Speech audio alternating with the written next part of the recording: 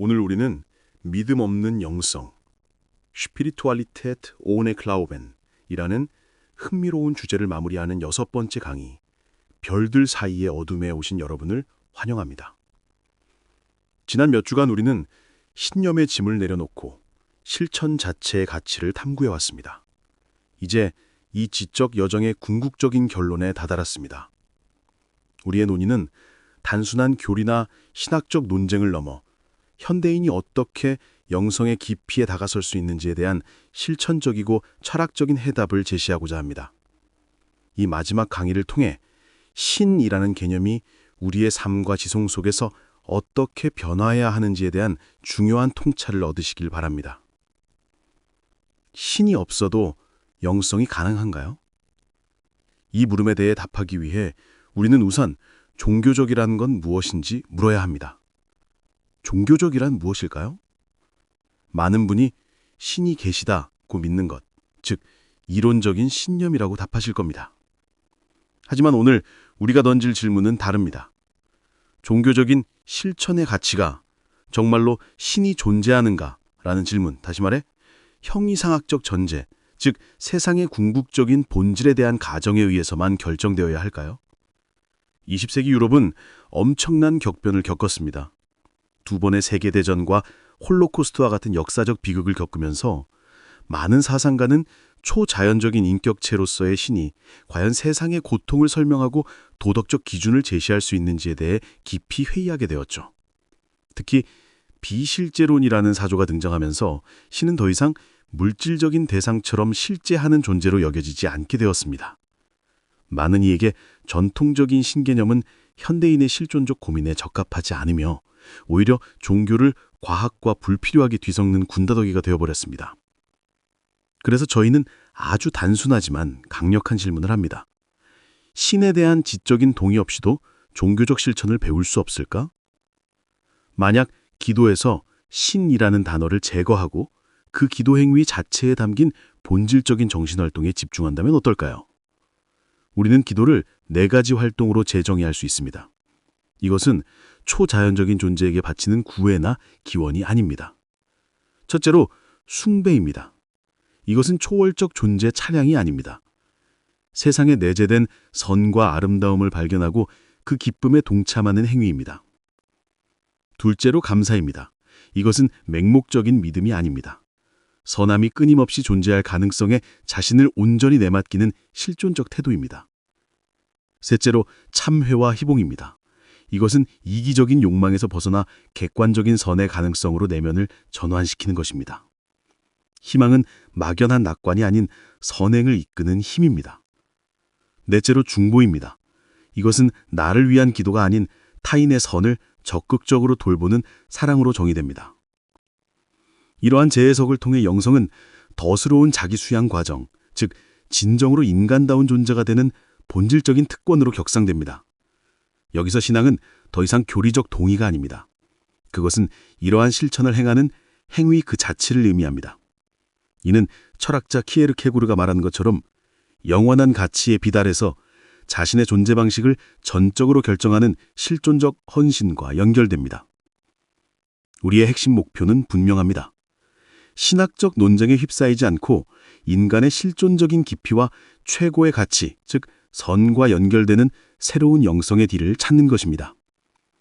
종교적 언어가 지시하는 대상이 무엇인지에 대한 논쟁 대신 그 언어가 우리의 내면과 세상에 대한 태도를 어떻게 변화시키는가 하는 기능적, 실존적 역할에 집중함으로써 영성의 본질을 회복하려는 시도입니다. 우리는 흔히 종교적 가치를 따질 때 신이 있느냐 없느냐는 이론적인 신념에 매달립니다. 하지만 오늘 우리가 주목할 것은 바로 실천입니다. 이론적인 신념, 즉 형이상학적 전제가 무엇이든 상관없이 우리는 언젠가 실천 그 자체를 배워야 할 필요를 느끼게 될 것입니다. 왜냐하면 신에 대한 수많은 대중적인 이야기들 속에는 불필요한 군더더기가 너무 많기 때문입니다. 이러한 불필요한 요소들을 걷어내면 종교는 과학과 뒤섞여 혼란을 야기하는 일도 피할 수 있습니다.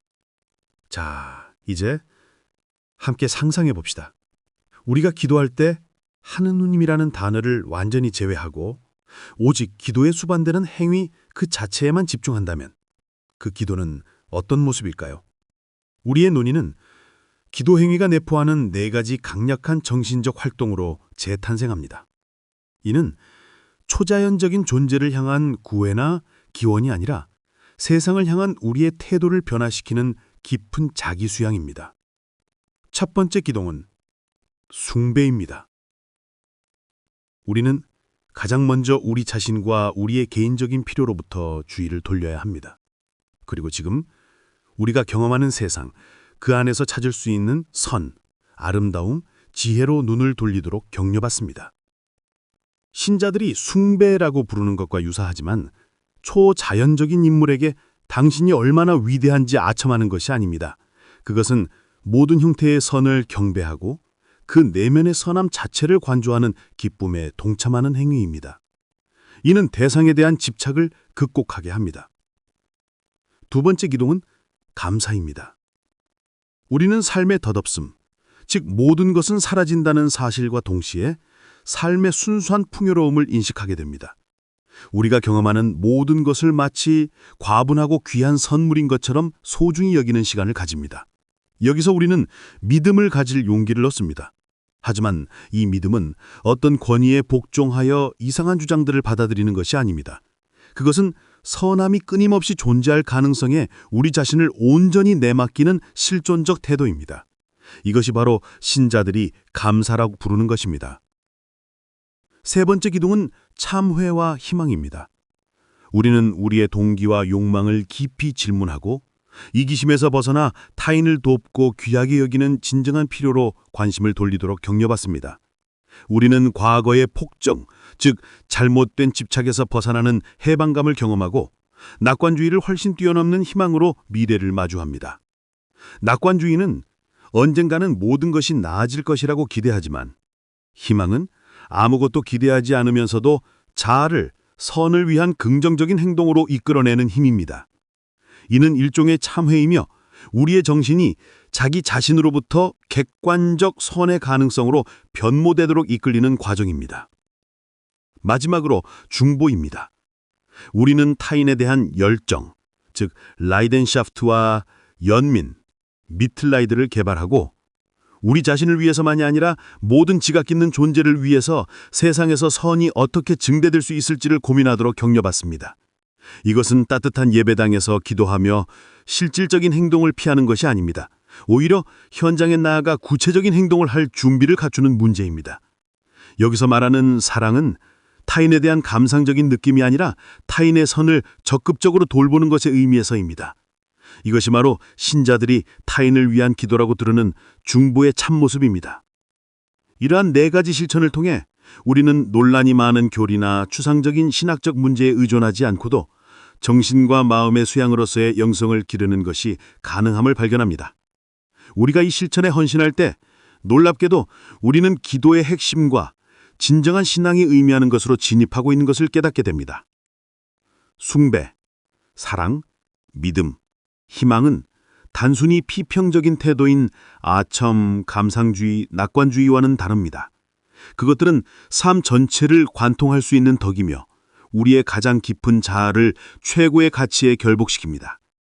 결국 종교적 실천은 덕스러운 자기 수양의 실천이며 진정으로 인간적인 존재가 되는 본질적인 특권입니다. 이러한 실천을 하려면 먼저 신을 믿어야 하나요? 그렇지 않습니다. 오히려 그 반대입니다. 신을 믿는다는 것은 곧 이러한 실천들을 행하는 것을 의미합니다. 만약 신이라는 개념이 당신을 괴롭히거나 혼란스럽게 만든다면 잠시 신을 잊고 항상 중요한 가치들의 빛을 안에서 인간의 삶을 바라보는 자기 형성의 길로 걷는 것에 집중하십시오. 지적인 무신론자도 이러한 방식으로 기도할 수 있습니다. 그가 왜 그래야 할까요? 단순한 일반적인 이유는 없습니다. 다만 세상과 관계를 맺는 이 방식, 즉 기도라는 것이 너무나 매력적이어서 실천할수록 그 내면의 가치를 스스로 증명하기 때문입니다. 우리가 제시하는 이 탈은유적 관점, 즉 포스트 메타포리지카 시지바이제에는 신을 세상 너머의 또 다른 현실로 보지 않습니다. 오히려 이 세상 자체가 유일하게 실제하는 것입니다. 신에 대해 말하고 신에게 기도하는 것은 현실의 가장 의미 있는 측면들과 연결되는 방식입니다. 신은 설명적 가설이 아니라 기도와 관도의 대상입니다. 이 태도는 실제하는 세상에 대한 특정한 반응을 가능하게 하여 우리 자아를 절망, 죄책감, 욕망에서 해방하고 행복하고 창의적이고 관도적인 상태를 얻을 수 있게 해줍니다. 만약 무신론자가 이 기도의 삶에 들어선다면 그는 신에게 하는 기도가 항상 다루어왔던 것의 핵심 속으로 진입하고 있는 것입니다. 그는 새로운 존재를 발견하는 것이 아니라 특정한 헌신을 통해 세상 경험의 새로운 깊이를 느끼는 것입니다. 결국 신앙은 열정적이고 자아를 변화시키며 실존적으로 헌신하는 것을 의미합니다. 이는 다음 방에 몇 개의 의자가 있다는 단순한 사실을 믿는 것과는 완전히 다른 차원의 문제입니다. 우리는 믿음 없는 영성이라는 도발적인 주제를 던지며 전통적인 신 개념의 위기와 실천으로서의 기도를 재정의하는 4가지 핵심 활동, 숭배, 감사, 참회, 희망 중보에 대해 이야기했습니다. 우리는 이 논의를 20세기 지성사의 맥락 속에서 심화시켜 신이란 무엇인지, 그리고 우리의 실존과 어떻게 연결되는지에 대해 탐구해 보겠습니다. 20세기 사유방식은 종종 비실제론이라고 불립니다. 이 이름 때문에 신이 아예 없다는 뜻으로 오해하기 쉽습니다. 하지만 대부분의 비실제론적 저술가들이 말하는 것은 신이 물질적이거나 유한한 대상이 실제한 것과 같은 방식으로 실제하지 않는다는 것입니다. 즉, 신은 우리 옆방에 있는 의자처럼 혹은 우주 바깥에 홀로 존재하는 초자연적인 인격체처럼 이해돼서는 안 된다는 주장입니다. 그들은 신의 실제성은 완전히 다른 종류의 것이며 우주 안팎의 원인이나 인간의 실제성과 혼동돼서는 안 된다고 강조합니다. 이러한 신의 실제성은 형이상학적 사변, 매우 복잡하고 추상적인 이론을 통해서만 이해되는 것이 아닙니다. 그것은 평범한 사람들의 삶과 경험 속에 뿌리내려야 합니다. 우리는 이미 일상에서 다른 종류의 실제를 경험하고 있습니다. 바로 수학, 음악, 윤리 같은 영역에서 말이죠. 우리는 수학적 진리를 단순히 마음대로 만들어내는 것이 아닙니다. 버트런드 러셀 같은 철학자도 수학에서 명료함과 이해 가능성의 세계를 발견했을 때 그것이 신비로운 감정에 가깝다고 했습니다. 수학적 진리는 물질적이지 않지만 엄연히 존재하며 우리가 발견해야 하는 실제입니다. 음악을 들을 때 뇌에 신경 충동이 작용하지만 우리가 느끼는 풍부한 감정, 복잡한 화성, 아름다운 구조는 단순한 물리적 데이터 이상입니다. 우리는 소리 너머의 다른 세계로 진입하는 것을 느낍니다. 윤리에서도 마찬가지입니다. 인정해야 할 의무나 발견해야 할 선함의 비전 같은 도덕적 진리는 명확히 존재합니다. 신의 실제성에 대해 말하는 것은 바로 이것과 유사합니다. 다만 그것은 수학이나 음악보다 더 넓고 더 포괄적이며 우리의 전 존재의 더 많은 부분을 아우릅니다. 19세기 철학자 쇼렌 키오레케고르는 인간의 삶을 3가지 실존의 단계로 나누어 설명했습니다. 이는 우리의 영적 여정을 이해하는데 핵심적인 틀을 제공합니다. 심미적 단계는 쾌락 추구에 지배되는 단계입니다. 아름다움과 예술의 관토에 열려 있지만 종종 도덕적 책임은 무시됩니다. 예술가들이 도덕적 관습에 무심한 경우가 종종 있듯이 말이죠. 윤리적 단계는 보편적인 규범과 의무를 따르는 단계입니다. 직업과 가족에 대한 책임과 의무를 중시하며 사회 구성원으로서의 도덕을 실천합니다. 종교적 단계는 영혼을 배경으로 삶의 시간적인 것들, 즉 시간에 따라 사라지는 것들의 공허함을 보게 되면서 불안과 절망을 마주하는 단계입니다. 키오레케고른에게 신앙은 단순한 지적 동의가 아니라 위험과 완전한 헌신입니다. 위험이란 객관적인 불확실성을 향한 의조적인 결정을 의미하며 완전한 헌신은 경험의 전체에 대한 자아의 완전한 헌신을 말합니다. 이 신앙은 매 순간 시간성, 즉 감각적이고 일시적인 것과 영원성, 즉 두려움과 염려로부터의 자유를 선택하는 것입니다. 이는 도덕 규칙을 지키는 수준을 넘어 세상 속에서 자신의 존재를 근본적으로 이해하는 방식입니다. 신앙은 영원의 관점에서 사물을 보고 영원한 행복뿐만 아니라 삶의 투쟁을 수반하는 사랑, 희망, 절망까지도 끌어안는 강인한 태도입니다. 20세기 언어 철학자 루트비히 비트겐슈타인의 통찰은 우리의 눈이를 더욱 명확히 합니다. 일부 사람들은 비트겐슈타인이 개인의 깊은 경험을 무시했다고 오해합니다. 하지만 그는 단지 깊은 경험에 대해 어떻게 말할 수 있는가? 라고 물었습니다.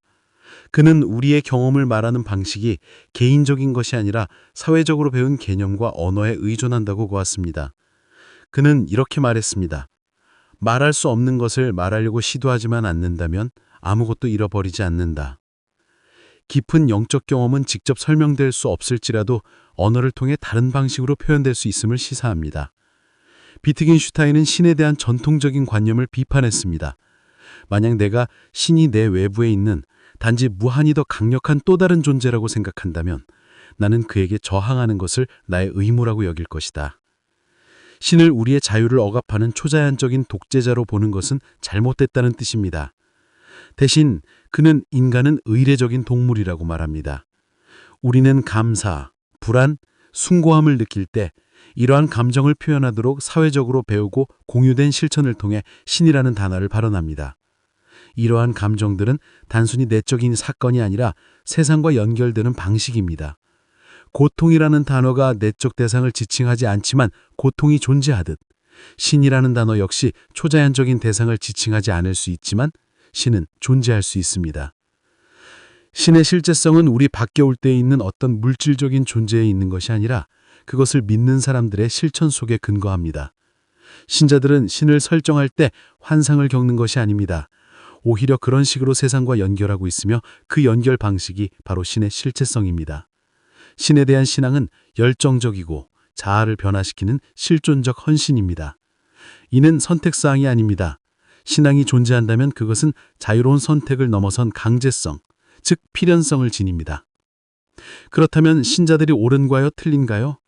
안타깝게도 이것을 결정할 수 있는 중립적인 이성은 없습니다. 우리의 지식에는 절대적으로 안전한 근거가 없기에 이러한 궁극적인 질문에 대해 공평하게 판단할 수 없습니다. 결국 신을 믿는다는 것은 그를 숭배하는 것을 의미합니다. 이는 부패하지 않고 파괴될 수 없는 단 하나의 완벽한 이상에 자신을 헌신하는 것을 의미합니다. 이 숭배의 행위는 예술과 도덕적 의무를 통해 공통적으로 경험됩니다.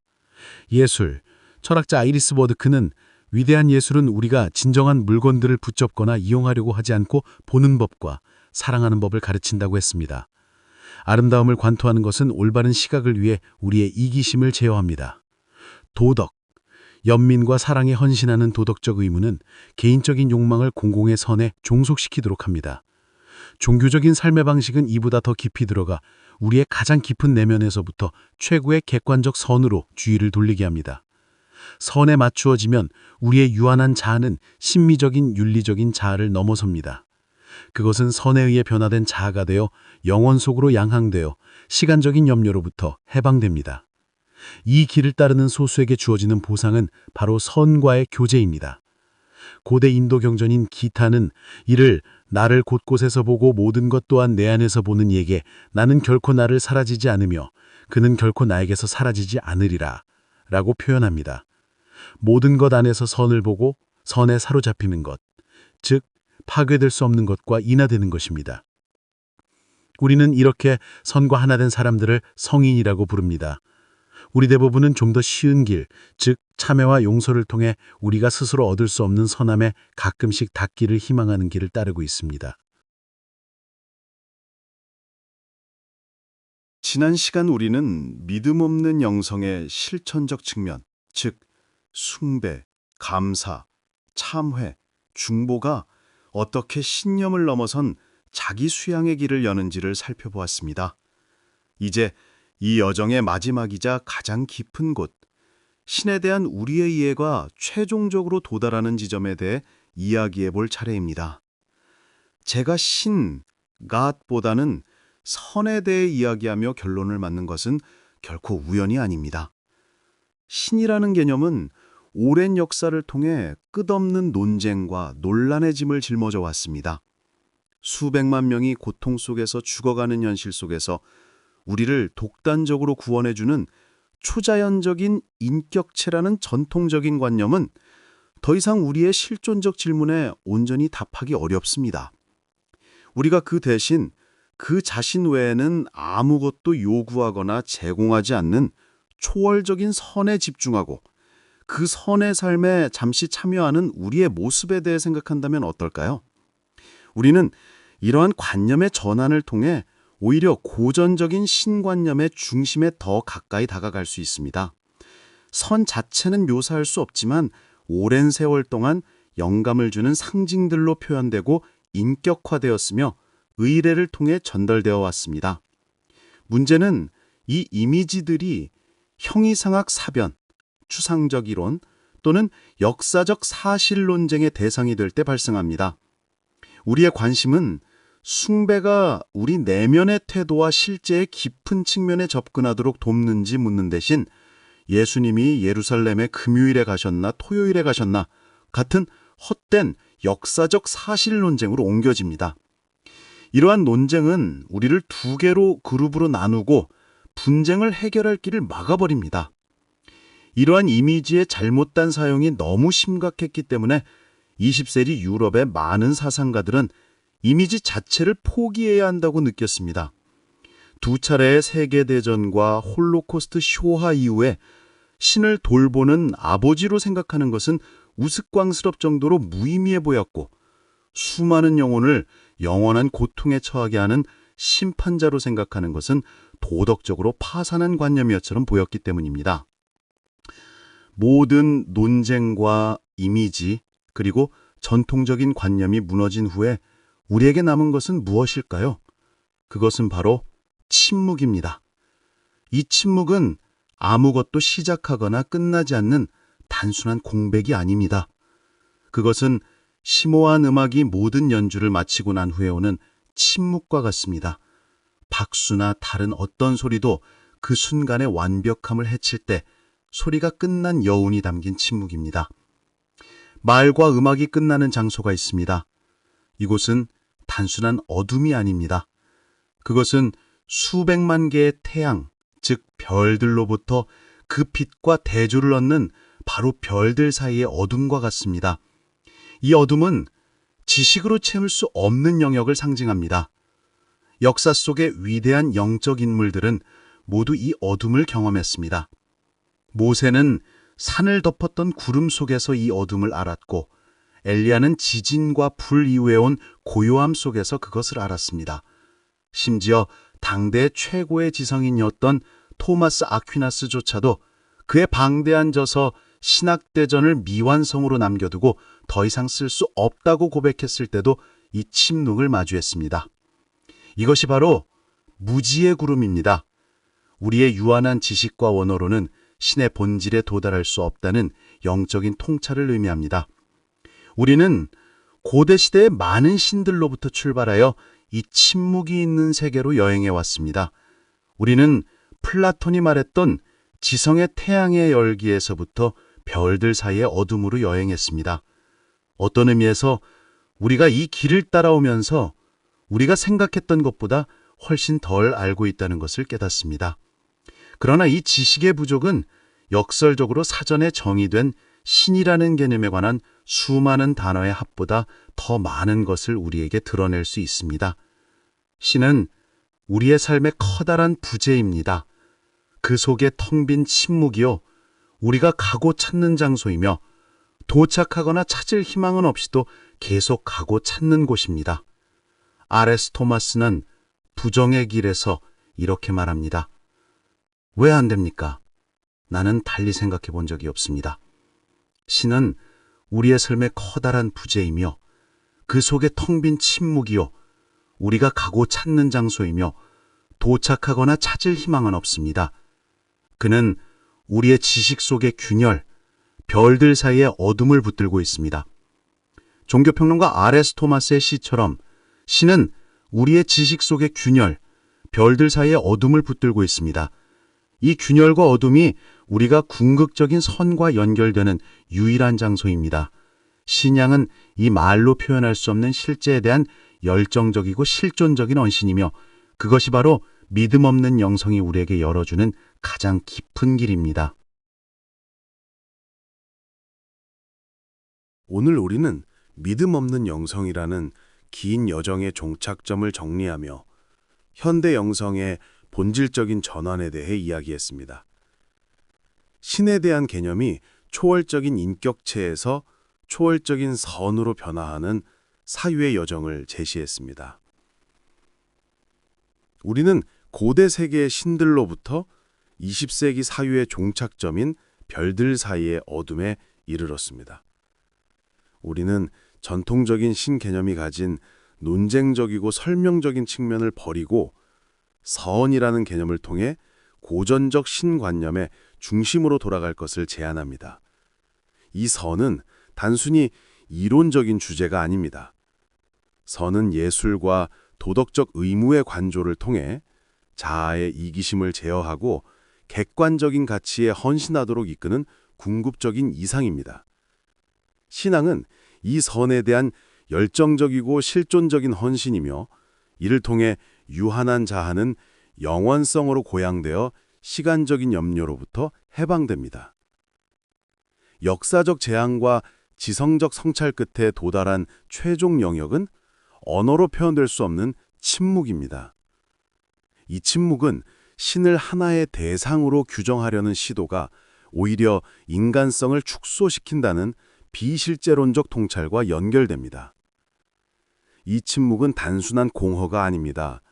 그것은 깊은 음악이 끝난 후의 메아리와 같고 수많은 별빛과 대비되는 별들 사이의 어둠과 같습니다.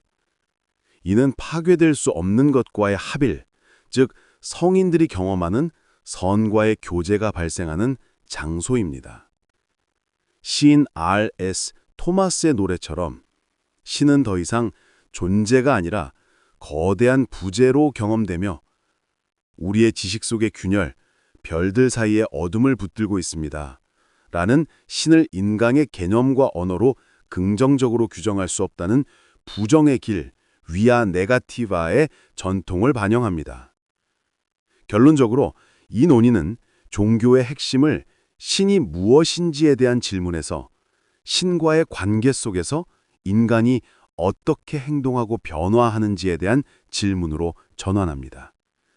신앙은 믿는다는 선택이 아니라 자아를 선에 의해 변형시키도록 강제하는 실존적 필연입니다.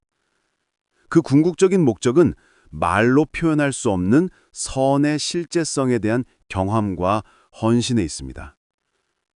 이는 현대인이 전통신학의 짐을 내려놓고도 참된 영성의 깊이에 다가갈 수 있는 실천적, 철학적 출구를 제시하는 중요한 통찰입니다.